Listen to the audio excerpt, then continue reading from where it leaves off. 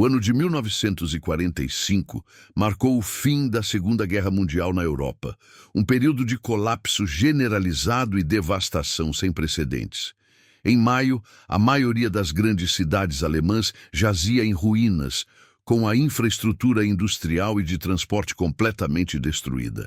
Milhões de civis estavam deslocados e a paisagem do continente europeu carregava as cicatrizes de quase 6 anos de conflito brutal.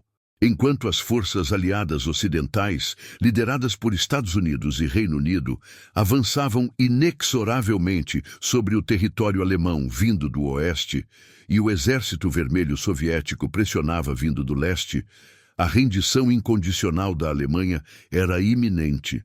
A maioria das unidades militares alemãs já percebia o desfecho inevitável da guerra e buscava a rendição, frequentemente preferindo se entregar aos ocidentais para evitar o cativeiro soviético. No entanto, mesmo nos últimos dias do conflito, a guerra continuava a produzir eventos que desafiavam a lógica militar e a compreensão comum. Episódios que se destacam pela sua singularidade e pela complexidade das alianças formadas em meio ao caos crescente. Em contraste com a anarquia e a destruição que varriam grande parte da Europa Central, a região dos Alpes austríacos apresentava uma serenidade aparente. As montanhas imponentes e os vales profundos, tradicionalmente associados à beleza natural e ao isolamento, tornaram-se por vezes refúgios para unidades em retirada ou para elementos fanáticos do regime. Foi neste cenário, no dia 5 de maio de 1945, que um paradoxo histórico de proporções extraordinárias se manifestou. Inimigos jurados, que haviam se enfrentado em campos de batalha por anos a fio, não ergueram suas armas uns contra os outros. Em vez disso, eles lutaram ombro a ombro, unidos por uma causa comum e contra um inimigo ainda mais implacável. Esta colaboração inesperada desafiou todas as doutrinas militares e ideológicas que haviam impulsionado o conflito. A cena desta batalha peculiar foi o Castelo Itter, uma estrutura medieval imponente localizada no Tirol, uma região montanhosa no oeste da Áustria. A data, 5 de maio de 1945, é um fator crucial para entender a estranheza dos eventos. Nesta altura, Adolf Hitler já estava morto há quase uma semana, tendo cometido suicídio em 30 de abril. O Terceiro Reich se desintegrava rapidamente e o governo provisório de Karl Dönitz estava em processo de negociação de uma rendição total.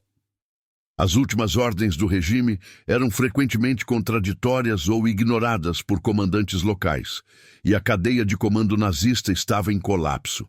Contudo, a ideologia nazista, particularmente entre as tropas da SS, a Schutzstaffel, ainda ditava uma resistência fanática e por vezes brutal, com ordens explícitas de não aceitar rendição e de executar prisioneiros de valor. O Castelo Itter, embora aparentemente um local remoto, se tornaria um ponto focal para a manifestação final dessas tensões e do fanatismo remanescente. Este documentário irá explorar a história da Batalha de Itter, um confronto que se distingue como uma das mais bizarras e heróicas ações militares da Segunda Guerra Mundial. Ela envolveu uma aliança sem precedentes, soldados americanos, parte da 12ª Divisão Blindada do Exército dos Elua, ao lado de membros da Wehrmacht, o exército regular alemão, que haviam se rebelado contra o regime nazista e buscavam evitar atrocidades. O objetivo dessa força improvável não era a conquista territorial ou a defesa de posições estratégicas convencionais, mas sim a defesa e o resgate de prisioneiros franceses de alto perfil. Estes indivíduos, de grande importância política e histórica para a França pós-guerra, estavam mantidos cativos pela SS. Eles enfrentariam um ataque determinado e violento de tropas da Waffen-SS, que buscavam executar os prisioneiros e manter a linha do fanatismo até o último momento, mesmo com a guerra perdida. Esta é a narrativa de como, em meio ao caos final de um conflito global, a humanidade e o pragmatismo prevaleceram sobre a ideologia, forjando uma aliança que desafiou todas as expectativas e redefiniu os limites da camaradagem em tempos de guerra. Em maio de 1945, o Terceiro Reich estava em seu estágio final de colapso, uma nação devastada e desorganizada. A Alemanha, outrora uma potência militar temível, agora era um território sob cerco, com suas fronteiras cedendo sob a pressão combinada das forças aliadas ocidentais e do Exército Vermelho Soviético. Berlim estava sitiada e Adolf Hitler havia cometido suicídio em seu bunker em 30 de abril, um ato que simbolizava o fim de uma era de terror e ambição desmedida.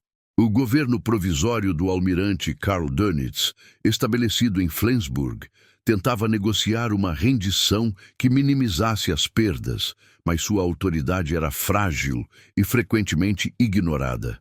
A desintegração da cadeia de comando nazista era generalizada. Ordens emitidas de um centro de poder em ruínas raramente chegavam aos comandantes de campo ou eram simplesmente desacatadas. A lealdade ao regime, que havia sido imposta por anos através de propaganda intensa e repressão brutal, desfazia-se rapidamente em muitas frentes. Soldados da Wehrmacht, o exército regular alemão, que haviam lutado por anos sob a bandeira do Reich, agora enfrentavam uma realidade incontestável. A guerra estava irremediavelmente perdida. Muitos começaram a buscar a rendição, muitas vezes preferindo as forças ocidentais aos soviéticos, na esperança de um tratamento mais humano e menos ideologicamente motivado. No entanto, essa percepção pragmática não era universal. Em contraste gritante com a crescente desilusão da Wehrmacht, as unidades da Schutzstaffel, a SS, mantinham um fanatismo inabalável.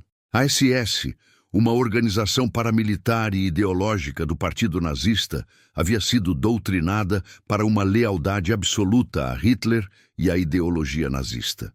Para eles, a rendição era inconcebível, uma traição aos princípios do Reich e à memória dos caídos. Mesmo diante da derrota iminente e da evidência esmagadora de que continuar a lutar era um suicídio em massa, os membros da SS insistiam em combater até o último tiro. Suas ordens frequentemente incluíam a execução sumária de qualquer um que demonstrasse falta de vontade de lutar ou que tentasse desertar, transformando-os em uma força tanto repressora quanto combatente. Esta mentalidade fanática levava a atos de violência extrema e a uma recusa em aceitar a realidade, enquanto a Wehrmacht, em muitos casos, buscava proteger seus homens e, por vezes, até civis, a SS priorizava a manutenção da ideologia a qualquer custo. Eles eram os guardiões da pureza racial e da disciplina nazista, e sua crueldade era uma ferramenta para manter o controle e aterrorizar aqueles que pudessem questionar o regime. Essa distinção ideológica e comportamental entre a Wehrmacht e a SS se tornaria um fator crucial nos eventos que se desenrolariam no Castelo Uiter, onde o pragmatismo e a busca pela sobrevivência se chocariam com o fanatismo extremo. O ambiente geral na Alemanha e nos territórios ocupados era de caos absoluto. A infraestrutura estava em ruínas, milhões de pessoas eram refugiadas e a autoridade estatal havia praticamente desaparecido. Deserções eram comuns em todas as unidades alemãs, à medida que os soldados tentavam encontrar um caminho para casa ou para a segurança. Contudo, a SS e elementos fanáticos do Partido Nazista respondiam a isso com brutalidade. Tribunais militares sumários eram estabelecidos para julgar e executar desertores, ou qualquer pessoa acusada de insubordinação ou defetismo. Cidades e vilas se tornavam teatros de pequenas escaramuças, execuções arbitrárias e saques à medida que a ordem social se desintegrava. A anarquia era a regra, não a exceção. A população civil sofria terrivelmente, presa entre os avanços aliados e a repressão interna nazista. As estradas estavam congestionadas com colunas de refugiados e unidades militares em retirada, muitas delas desorganizadas e sem comando efetivo. Neste cenário de desespero e desordem, a linha entre amigo e inimigo, entre combatente e civil, tornava-se cada vez mais tênue. Era um tempo em que as circunstâncias ditavam alianças improváveis e atos de coragem inesperados, forçando indivíduos a tomar decisões de vida ou morte que desafiavam as convenções da guerra e as lealdades estabelecidas.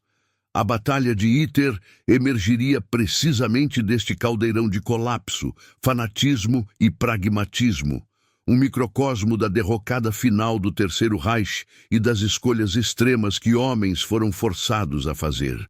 O Castelo Iter, embora isolado nas montanhas do Tirol, não era uma prisão comum. Ele abrigava um grupo de indivíduos cuja importância ia muito além de meros prisioneiros de guerra.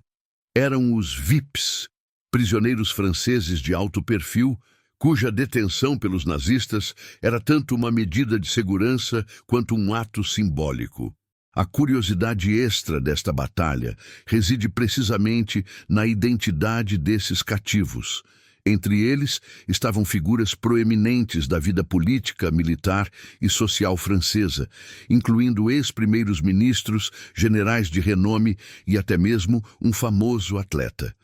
Édouard Daladier, por exemplo, havia sido primeiro-ministro da França em momentos cruciais antes e durante o início da Segunda Guerra Mundial, conhecido por sua participação nos Acordos de Munique.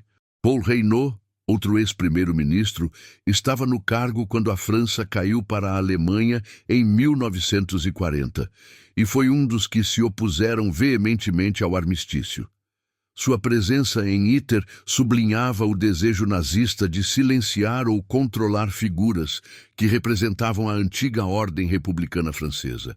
Além deles, estava o general Maxime Weygand, um comandante militar de destaque durante a Batalha da França, e Michel Clemenceau, filho do lendário Georges Clemenceau, o pai da vitória da Primeira Guerra Mundial, cuja mera existência era um lembrete da resiliência francesa. Jean Borotra, uma estrela internacional do tênis e ex-ministro, e François Delarocque, líder de um movimento político de direita pré-guerra, também estavam entre os detidos. Essa coleção de VIPs transformou a possível batalha em um episódio singular, pois o destino desses homens poderia ter ramificações significativas para o futuro da França. A importância estratégica desses prisioneiros era multifacetada. Para a França, a sobrevivência e libertação desses homens eram cruciais para a estabilidade e legitimidade do governo pós-guerra.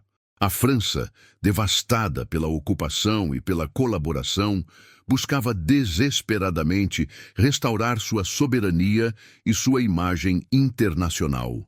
A execução desses líderes pela SS nos últimos dias da guerra seria um golpe devastador para a moral nacional e um obstáculo à reconciliação política interna.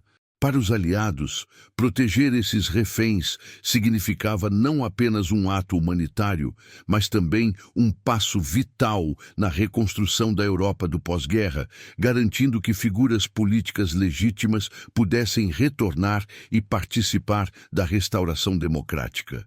A libertação deles seria um triunfo simbólico sobre a barbárie nazista e um testemunho do compromisso aliado com a justiça e a ordem. Do ponto de vista nazista, a manutenção desses prisioneiros era uma faca de dois gumes. Inicialmente, eles representavam um trunfo, talvez para trocas ou como alavanca política. Contudo, com o colapso do Reich, a perspectiva mudou.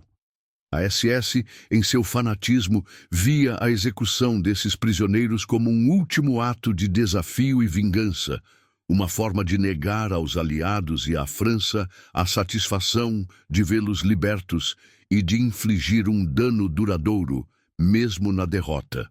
As ordens de Himmler, emitidas em abril de 1945, instruíam que nenhum prisioneiro de destaque deveria cair nas mãos dos aliados vivo e que todos deveriam ser executados se a libertação fosse iminente. Essa diretriz transformava os VIPs de Hitler em alvos primários para a fúria final da SS. Diante dessa situação crítica, a missão americana era clara: proteger esses reféns de valor estratégico mantidos pelos nazistas. As forças americanas, avançando rapidamente pelo Tirol, tinham como um de seus objetivos a localização e a segurança de campos de prisioneiros e figuras importantes. A informação sobre os prisioneiros de Hitler chegou aos ouvidos do capitão John C. Lee, Jr., comandante da Companhia B do 1º Batalhão, 152º Regimento de Infantaria, parte da 103ª Divisão de Infantaria que estava operando na região. Embora o objetivo principal de sua unidade fosse a ofensiva e a limpeza de bolsões de resistência alemã, a inteligência sobre os VIPs em Hitler acendeu um alerta. A missão de Lee e sua pequena força não era uma operação de grande escala, mas uma intervenção rápida e decisiva para evitar um massacre iminente. Eles sabiam que o tempo era essencial. A reputação da SS de executar prisioneiros à medida que as linhas de frente colapsavam era bem conhecida. A prioridade era alcançar o Castelo Hitler, avaliar a situação e, se possível, garantir a segurança dos prisioneiros antes que as tropas fanáticas da SS pudessem agir. Essa iniciativa americana, impulsionada pelo pragmatismo e pela urgência humanitária, seria o catalisador para a formação da aliança mais improvável da Segunda Guerra Mundial, transformando um castelo alpino em um palco para um confronto que desafiaria as convenções da guerra e da lealdade.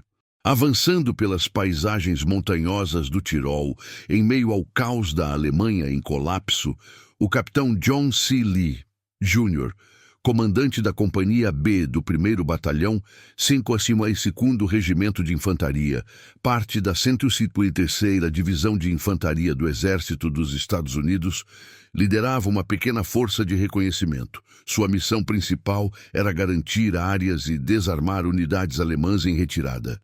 No entanto, informações cruciais sobre prisioneiros franceses de alto valor detidos no Castelo Hitler, próximo a Wörgl, chegaram ao seu conhecimento. Ciente da diretriz da SS de executar prisioneiros importantes para evitar que caíssem em mãos aliadas, Lee tomou uma decisão audaciosa, desviando sua pequena coluna para investigar e, se possível, resgatar os cativos. Sua força era composta por aproximadamente 14 soldados americanos, alguns jeeps e um único tanque Sherman, apelidado de Bess, uma representação modesta do poderio aliado, mas crucial para a tarefa. Ao se aproximar da área do Castelo Hitler, Lee e seus homens fizeram um encontro que mudaria o curso dos eventos. O major Joseph Gangl, um oficial da Wehrmacht que havia desertado do regime nazista e estava ativamente engajado na proteção de civis austríacos e membros da resistência local contra as últimas unidades fanáticas da SS, buscou desesperadamente por ajuda aliada. Gangl, que já havia estabelecido contato com os prisioneiros franceses no castelo e até mesmo com um oficial da SS que havia se juntado à causa antinazista, sabia que uma força da Waffen-SS estava se preparando para atacar o Castelo Hitler com a intenção de massacrar os prisioneiros. Ele havia tentado obter apoio de outras unidades americanas, mas sem sucesso, até encontrar o capitão Lee.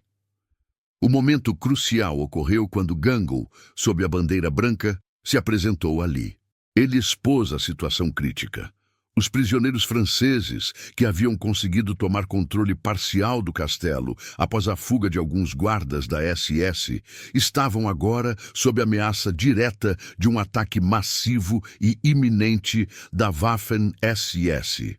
Gangl, com sua experiência militar e conhecimento da brutalidade da SS, ofereceu-se para lutar ao lado dos americanos. Sua proposta era extraordinária. Um oficial alemão, ainda em uniforme da Wehrmacht, pedindo para se juntar a seus antigos inimigos para combater uma facção de seu próprio exército.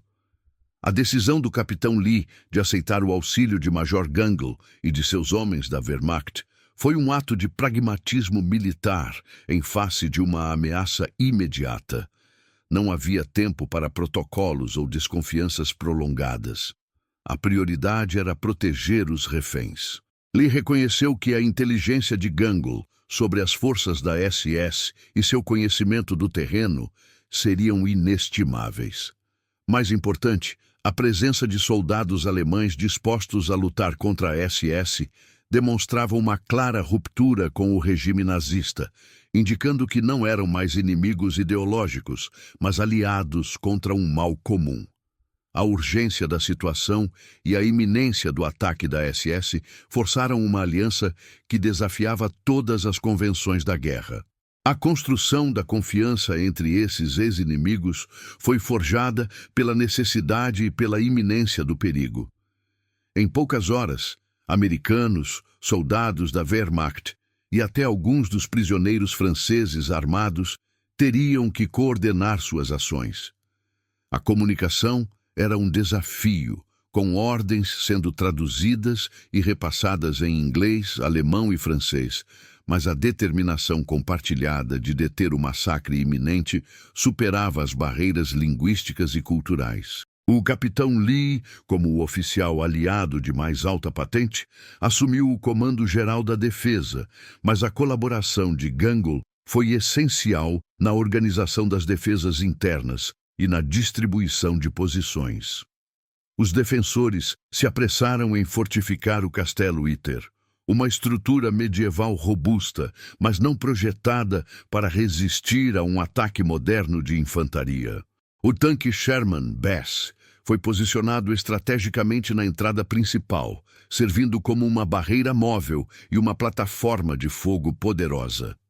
Os poucos GIs, juntamente com os homens da Wehrmacht de Gangl e alguns dos prisioneiros franceses que possuíam armas e experiência militar, distribuíram-se pelas ameias, janelas e pontos de vantagem do castelo. A disparidade numérica era assustadora. Um punhado de GIs, um tanque e um pequeno grupo de desertores da Wehrmacht e prisioneiros contra centenas de atacantes da SS que se aproximavam com uma determinação fanática. A urgência de cada ação era palpável, pois o eco dos tiros no vale e os relatos de avistamentos de tropas da SS confirmavam que o tempo estava se esgotando e que a batalha pela vida dos prisioneiros estava prestes a começar. A disparidade numérica entre os defensores do Castelo Uiter e as forças da Waffen-SS que se aproximavam era avassaladora, delineando um cenário de resistência desesperada. De um lado, encontrava-se um punhado de soldados, aproximadamente 14 GIs americanos, liderados pelo capitão John C. Lee Jr., acompanhados pela tripulação de um único tanque Sherman. A eles se uniram o Major Joseph Gangl e um pequeno grupo de 10 a 12 desertores da Wehrmacht, além de um oficial da SS antinazista e alguns dos prisioneiros franceses que haviam se armado, totalizando cerca de 30 combatentes. Do outro lado, a ameaça era composta por centenas de atacantes da Waffen-SS, membros de uma das unidades mais fanáticas e brutais do regime nazista, armados com fuzis, metralhadoras, granadas e Panzerfausts, e impulsionados por uma determinação inabalável de cumprir as ordens de executar os prisioneiros e aniquilar qualquer um que se opusesse. O Castelo Uiter, uma fortaleza medieval do século XIII, erguia-se imponente sobre uma colina rochosa, dominando o vale abaixo. Sua estrutura de pedra maciça, com paredes espessas, torres de vigia e ameias, conferia-lhe a aparência de uma fortaleza inexpugnável. A arquitetura medieval, com seus pátios internos e passagens estreitas, oferecia inúmeros pontos de defesa e emboscada. Portões maciços de madeira e ferro protegiam as entradas principais, e as janelas eram poucas e pequenas, características típicas de uma construção defensiva da Idade Média. Essa geografia natural e a construção robusta o tornavam uma posição defensiva vantajosa contra um ataque de infantaria. No entanto, o castelo não havia sido projetado para resistir ao poder de fogo da guerra moderna.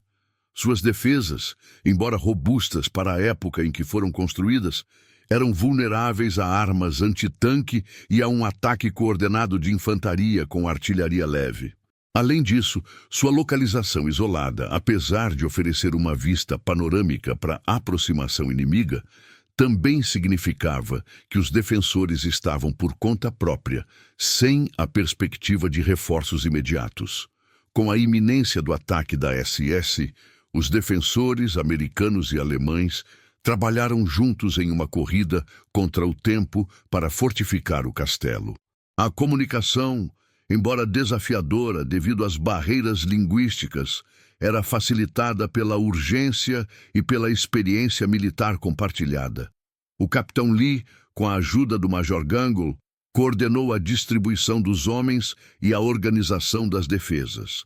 Barricadas improvisadas foram erguidas nas entradas e em pontos estratégicos dentro do castelo, utilizando móveis, escombros e qualquer material disponível para bloquear passagens e criar pontos de estrangulamento. O tanque Sherman, apelidado de Bess, desempenhou um papel crucial na estratégia defensiva. Posicionado estrategicamente na entrada principal do castelo, sua torre e canhão de 75 milímetros serviam como uma poderosa bateria de artilharia, capaz de deter o avanço de grandes grupos de infantaria e veículos leves. As metralhadoras do tanque, uma coaxial e outra no casco, ofereciam cobertura de fogo adicional. A presença do tanque não era apenas um trunfo em termos de poder de fogo, mas também um elemento psicológico importante, sinalizando uma defesa formidável. Contudo, o tanque também era um alvo primário, e sua mobilidade dentro do castelo era limitada, tornando-o vulnerável se os atacantes conseguissem se aproximar o suficiente com armas antitanque. Os soldados americanos posicionaram suas metralhadoras calibre 30 e fuzis M1 Garand em pontos-chave, como janelas e ameias, cobrindo os principais ângulos de aproximação. Os desertores da Wehrmacht, por sua vez, utilizaram suas metralhadoras MG-42 e MG-34, conhecidas por sua alta cadência de tiro, e fuzis Karabiner 98K, para criar zonas de fogo cruzado e aumentar o volume de fogo defensivo. Granadas de mão, tanto americanas quanto alemãs, foram distribuídas para uso em combate próximo. Até mesmo os prisioneiros franceses, alguns dos quais com experiência militar, como o general Maxime Weygand, auxiliaram ativamente na defesa, posicionando-se com as armas que haviam conseguido obter, fornecendo um apoio crucial e fortalecendo o moral dos defensores. A coordenação entre os diferentes grupos de combatentes era fluida, impulsionada pela necessidade. Ordens eram gritadas em inglês e alemão, e gestos eram usados para superar as barreiras linguísticas. O Major Gangle, com seu conhecimento do terreno e das táticas alemãs, foi fundamental para identificar os pontos fracos da defesa e prever as prováveis rotas de ataque da SS. A determinação de todos era palpável. A rendição não era uma opção, pois o destino dos prisioneiros e dos próprios defensores seria a execução sumária pelas tropas fanáticas da SS. Cada homem sabia que estava lutando não apenas por sua própria vida, mas pela vida de todos os outros no castelo. A preparação para a batalha foi um testemunho da capacidade humana de superar divisões e forjar uma unidade em face de um perigo existencial, transformando o Castelo Iter em um bastião improvável contra a fúria final do Terceiro Reich. Com as defesas improvisadas e os homens posicionados, o Castelo Iter se preparava para o inevitável. O ataque da Waffen-SS teve início nas primeiras horas da manhã de 5 de maio de 1945. As tropas da SS, em número significativamente superior aos defensores, lançaram-se contra o castelo com uma ferocidade implacável, impulsionadas por sua doutrina fanática e pela ordem de não deixar prisioneiros importantes caírem vivos nas mãos aliadas. O silêncio do Vale Alpino foi abruptamente quebrado pelo eco de tiros de fuzil e metralhadoras que ressoavam pelas paredes de pedra do castelo e se espalhavam pela paisagem montanhosa. Os atacantes da SS empregaram táticas de infantaria coordenadas, tentando flanquear as posições defensivas e escalar as paredes do castelo em pontos menos protegidos. Rajadas de metralhadoras MG-42, fuzis Karabiner 98K e submetralhadoras MP-40 choviam sobre as ameias e as poucas aberturas do castelo, visando suprimir o fogo dos defensores. Granadas de mão eram lançadas contra as janelas e portões, na tentativa de criar brechas ou forçar os defensores a recuar. A determinação da SS era evidente em cada investida, com ondas de soldados avançando sob fogo pesado, dispostos a sacrificar-se para cumprir sua missão. Dentro das muralhas, a defesa era uma orquestração tensa e improvisada de homens que, em outras circunstâncias, seriam inimigos mortais. Ordens eram gritadas em inglês pelo capitão John C. Lee, Jr., dirigindo seus GIs americanos para cobrir setores específicos e concentrar o fogo. Simultaneamente, o major Joseph Gangl, em seu uniforme da Wehrmacht, vociferava comandos em alemão para seus desertores, coordenando a utilização das metralhadoras alemãs e a movimentação estratégica dentro do pátio interno e das torres. Essa cacofonia de idiomas, traduzida pela urgência e pela necessidade de sobrevivência, demonstrava a sincronia forçada pela batalha, onde a comunicação básica e a compreensão mútua eram cruciais para a defesa. A colaboração era instintiva, impulsionada pelo perigo comum e pelo objetivo compartilhado de proteger os prisioneiros. Em um ato de desafio e como um símbolo de sua causa, os defensores hastearam bandeiras improvisadas sobre as ameias do castelo. Uma bandeira americana, trazida pelos GIs, tremulava ao lado de uma bandeira francesa, talvez encontrada entre os pertences dos prisioneiros ou confeccionada com pressa. Essas bandeiras não eram apenas um desafio visual à SS, mas também um farol de esperança para os prisioneiros franceses, que observavam a batalha de dentro do castelo, e uma declaração pública da aliança incomum formada para protegê-los. Elas representavam a união contra a tirania nazista, mesmo que essa união viesse de fontes improváveis. A batalha progredia com intensidade crescente e os defensores enfrentaram vários momentos de crise. O tanque Sherman Bess, posicionado na entrada principal, provou ser um elemento defensivo vital, com seu canhão de 75 mm e metralhadoras dizimando as tentativas da SS de romper os portões.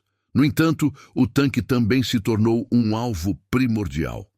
Em um ponto crítico, um atirador da SS conseguiu desabilitar a metralhadora coaxial do tanque e, em seguida, um Panzerfaust, uma arma antitanque de infantaria, atingiu o Sherman, danificando-o e impedindo-o de manobrar.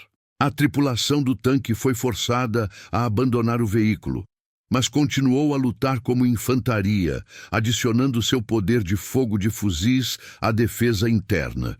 Outro momento de perigo extremo ocorreu quando um grupo de soldados da SS conseguiu escalar uma seção da parede externa, ameaçando invadir o castelo. Os defensores precisaram redirecionar rapidamente seu fogo e, em um combate corpo a corpo brutal, conseguiram repelir a investida, empurrando os atacantes de volta para fora das muralhas. A munição começava a escassear, e a fadiga física e mental se instalava entre os defensores. A cada hora que passava, a pressão da SS aumentava, e a perspectiva de manter a defesa contra um inimigo tão numeroso e determinado parecia cada vez mais distante. A resiliência dos defensores era testada ao limite, e a necessidade de reforços se tornava uma questão de vida ou morte. A pressão da Waffen-SS sobre o castelo Itter intensificava-se a cada minuto. Com o tanque Sherman, Bessie, desabilitado e sua tripulação agora combatendo como infantaria, e a munição começando a escassear, a situação dos defensores tornou-se crítica. O capitão John C. Lee, Jr., no entanto, manteve a compostura e demonstrou uma liderança notável, atuando como o ponto focal de uma defesa heterogênea.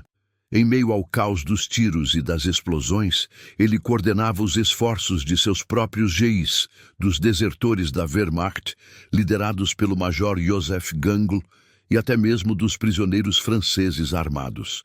Sua voz, embora por vezes abafada pelo combate, era clara e decisiva, direcionando o fogo, realocando homens para pontos de maior pressão e inspirando a todos a manterem a linha. A liderança do capitão Lee foi fundamental para manter a coesão de uma força tão improvável. Ele não apenas dava ordens, mas também demonstrava pragmatismo, utilizando os conhecimentos táticos do major Gangl sobre as táticas alemãs e o terreno circundante. Gangl, por sua vez, agia como um elo vital entre os americanos e seus próprios homens, garantindo que as diretrizes de Lee fossem compreendidas e executadas pelos soldados da Wehrmacht. Essa colaboração entre ex-inimigos era um testemunho da capacidade de Lee de transcender as barreiras ideológicas e focar no objetivo comum, a sobrevivência e a proteção dos prisioneiros. Era em momentos como este que a afirmação se tornava palpável. O inimigo do meu inimigo encontrou um líder, e ele usava uniforme americano. Lee, um oficial jovem mais experiente, conseguia manter a moral elevada, mesmo quando as chances pareciam diminuir a cada investida da SS. Os defensores se agarravam a cada posição, lutando com uma determinação desesperada. A cada tentativa da SS de romper os portões ou escalar as muralhas, eles respondiam com fogo concentrado, granadas e, em alguns casos, combate corpo a corpo. A escassez de munição forçava uma gestão cuidadosa dos recursos, com os homens disparando apenas quando tinham alvos claros. Os prisioneiros franceses, muitos deles homens de idade avançada e sem experiência de combate recente, mostraram uma coragem surpreendente, auxiliando na distribuição de munição, no fornecimento de primeiros socorros e até mesmo empunhando armas para defender suas próprias vidas. Jean Borotra, o ex-tenista, teria se destacado por sua agilidade, movendo-se entre as defesas e fornecendo informações cruciais sobre os movimentos da SS. O major Gangl, em um ato de bravura exemplar, tentou reposicionar o tanque Sherman para uma melhor posição de tiro, mas foi atingido por um franco-atirador da SS e morreu, tornando-se uma das poucas baixas da batalha e um herói para ambos os lados da aliança. Sua morte, embora um golpe, não quebrou a determinação dos defensores, que agora lutavam também em sua memória. A batalha se estendia por horas, e a fadiga começava a cobrar seu preço. A cada momento, a defesa parecia prestes a ceder. A SS, implacável, não mostrava sinais de recuo, e a situação dos defensores se tornava insustentável. No entanto, a determinação de Lee e de seus homens em aguentar até a chegada de reforços era inabalável. Eles haviam enviado um mensageiro no início da batalha, um dos prisioneiros franceses, que se ofereceu para atravessar as linhas inimigas e buscar ajuda. A esperança era que a mensagem tivesse chegado a alguma unidade aliada próxima. E então, em um momento dramático que virou o curso da batalha, o som distante de tiros de metralhadora pesada e o rugido de motores se aproximaram do vale. Eram os reforços. Uma coluna de resgate, composta por elementos do 182º Regimento de Infantaria, liderada pelo tenente-coronel Brett C. Millard, havia sido despachada após receber o pedido de socorro. A chegada das tropas americanas adicionais foi um alívio imenso para os defensores exaustos do Castelo Itter. O avanço dos reforços foi rápido e decisivo. Eles atacaram as posições da SS que cercavam o castelo, pegando os atacantes de surpresa e quebrando suas linhas.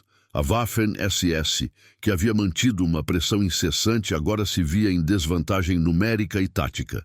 Prensados entre os defensores do castelo e a força de resgate que chegava, os soldados da SS começaram a recuar, desorganizados e sob fogo pesado. Muitos foram capturados, enquanto outros tentaram fugir para as montanhas. A vitória sobre a SS foi completa. O cerco havia sido rompido e os prisioneiros franceses estavam finalmente seguros. A Batalha de Itter, que durou quase todo o dia 5 de maio de 1945, chegava ao seu fim, marcada pela extraordinária aliança e pela liderança que prevaleceu sobre o fanatismo. A defesa bem-sucedida do Castelo Itter, culminando com a chegada dos reforços e a derrota da Waffen-SS, marcou muito mais do que a vitória em uma escaramuça isolada nos dias finais da guerra. Este triunfo simbolizou o fim de um terror específico e iminente que pairava sobre os prisioneiros de alto perfil ali detidos. Para figuras como Édouard Daladier, ex-primeiro-ministro da França, Paul Reynaud, outro ex-chefe de governo, o general Maxime Weygand, Michel Clemenceau, filho do pai da vitória da Primeira Guerra Mundial, e o famoso tenista Jean Borotra, a libertação significava o fim de meses ou anos de cativeiro e, mais crucialmente, a salvação de uma execução sumária que a SS havia planejado. A vitória em Itter, ocorrida apenas 3 dias antes da rendição oficial da Alemanha e do dia da vitória na Europa, não foi apenas um resgate, mas um ato que negou à ideologia nazista a satisfação de um último ato de barbárie contra figuras que representavam a resistência e a soberania de uma nação europeia devastada pela ocupação. Além disso, a região do Tirol, que ainda via focos de resistência fanática da SS e a ameaça de violência contra civis, foi também aliviada da presença dessas unidades, contribuindo para a pacificação e a restauração da ordem nos últimos dias do conflito. O papel decisivo da iniciativa americana na proteção de civis e prisioneiros foi inequivocamente demonstrado na Batalha de Itter. O capitão John C. Lee, Jr., age ao desviar sua pequena força de sua missão original de varredura e segurança para responder a um pedido de socorro e proteger reféns estratégicos, personificou o pragmatismo e a adaptabilidade das forças dos Estados Unidos. Sua decisão de aceitar o auxílio do Major Joseph Gangl e dos desertores da Wehrmacht, ex-inimigos, em um contexto de guerra total, foi um ato de inteligência tática e humanidade. Em vez de aderir a protocolos rígidos ou desconfianças ideológicas que poderiam ter ditado a recusa de ajuda alemã, Lee priorizou a vida e o objetivo imediato de deter o fanatismo da SS. Essa capacidade de forjar alianças incomuns sob pressão, concentrando-se no inimigo comum, a SS, e na proteção dos vulneráveis, destacou uma faceta crucial da estratégia aliada: a flexibilidade em face de circunstâncias extraordinárias e a primazia dos valores humanitários. A ação em ITER não foi um evento isolado, mas um exemplo vívido de como as forças americanas, em muitos teatros da guerra, estenderam sua missão além do combate direto, abraçando o papel de libertadores e protetores em um continente devastado pela guerra e pela ideologia. A Batalha de ITER permanece como um episódio singular na história militar da Segunda Guerra Mundial, talvez sem paralelo em sua estranheza e heroísmo. Poucas vezes, se é que alguma, soldados americanos e da Wehrmacht lutaram lado a lado contra a SS com o objetivo de proteger prisioneiros franceses de alto escalão. Essa aliança insólita, forjada pela necessidade e pela urgência de um perigo comum, transcendeu as linhas de combate e as divisões ideológicas que haviam definido o conflito por quase 6 anos. A importância dos resgatados, incluindo ex-primeiros ministros, generais e figuras proeminentes da sociedade francesa, elevou a batalha de uma mera escaramuça para um evento com implicações políticas e simbólicas significativas para a reconstrução da França e da Europa pós-guerra. A história de ITER é um testemunho da capacidade humana de encontrar um terreno comum e de agir com coragem e compaixão, mesmo nos momentos mais sombrios da barbárie e do colapso social. Em ITER, o caos final da guerra expôs a complexidade das lealdades e a resiliência do espírito humano. O inimigo do meu inimigo, de fato, encontrou um líder em meio à desordem generalizada, e ele usava uniforme americano. A iniciativa do Capitão Lee, aliada à bravura dos desertores da Wehrmacht, liderados inicialmente pelo Major Gangl, e a coragem dos próprios prisioneiros, demonstrou que, mesmo quando as instituições desmoronam e as ideologias levam à aniquilação, a liderança pragmática e a defesa dos valores humanos podem prevalecer. A Batalha de ITER não é apenas uma curiosidade histórica, é um poderoso lembrete de que, mesmo em tempos de guerra global, atos de heroísmo e alianças improváveis podem redefinir o curso dos eventos e reafirmar a esperança em meio ao desespero, deixando um legado duradouro de cooperação contra o fanatismo.